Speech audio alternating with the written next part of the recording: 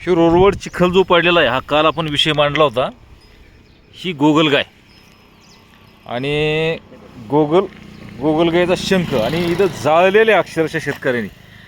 आम्ही रोडला जात असताना आपण हे बघितलं आणि किती मोठ्या प्रचंड प्रमाणामध्ये शेतकऱ्याचं नुकसान ह्या गोगलगाई करत आहेत. आणि ही बाजूची त्यांची तूर.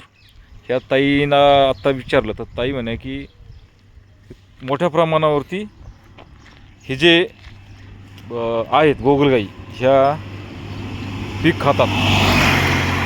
हे गाड्या त्यांच्यावर इतका राग आहे की त्या हे आले बघा आता शेतकरी. काय लय त्रास दिला काय गोगलगाईनी? तरच काय सध्याला चालू आहे तुरीला.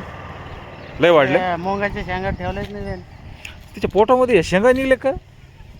शेंगा नाही ते अंडे. अंडे अंडे बरोबर आहे. कमीत कमी 150 ते 200 अंडे देते. 150-200 अंडे दिली नाही का? काय जरा जास्त त्रास आहे समजा याचा इथं. नाही तर असे एक महिन्यानंतर जमा करून ठेवले म्हणून ते सारे खराब झाले. ते असं आहे का?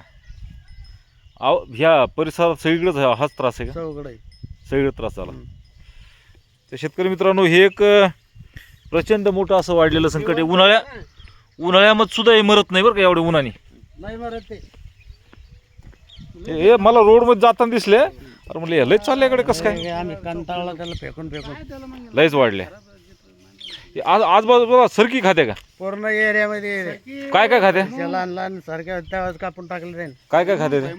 सरकी, भाईमुंग, तूर, सोयाबीन, सोयाबीन, तूर. उडीद इकडे या जरा उन्हात. सगळे पीक खाते होते पूर्ण. बरं दुसरं काय याला इलाज काय दुसरा? इलाज काय थोडं थोडं काही सांगते लोक तर ते मीठ टाकणं पडतं त्याच्यावर तर मरते ती. खडी मीठ. हा आणि दुसरा काय इलाज अजून? नाही दुसरं तर काही आम्हाला माहीतच नाही अजून. बर बर. तर ही आता त्या परिस्थिती तुरीच्या याच्यावर चाललं त्या फांदीवर. हा मग त्या फांदीची साल खाऊ राहिली मग तिथून ती फांदी मोडून राहिली. मोडायला लागली. आणि मला वाटतं ही लिंबाचा पाला बिला सगळं खाते. नाही नाही लिंबाचा पाला नाही. झाडावर जाती पण. जाते पण झाडावर ते पाला नाही खाते. बरं लिंबाचा नाही खात. नाही बाकी बाकी खाते. सगळे पिकं खाते. आता ते सीताफळावर पण यायला लागले त्या खायला लागले. मोसंबीच्या झाडावर. साल पण खाते ते. हो बरोबर. ते ही अडचण आहे शेतकऱ्यांची सध्याची. तर तुमच्या भागामध्ये या आफ्रिकन गोगलगाई विषयी तुम्हाला काय सांगता येईल नक्कीच कमेंटमध्ये लिहा. नवीन असाल तर फॉलो नक्कीच करा. धन्यवाद. राम राम.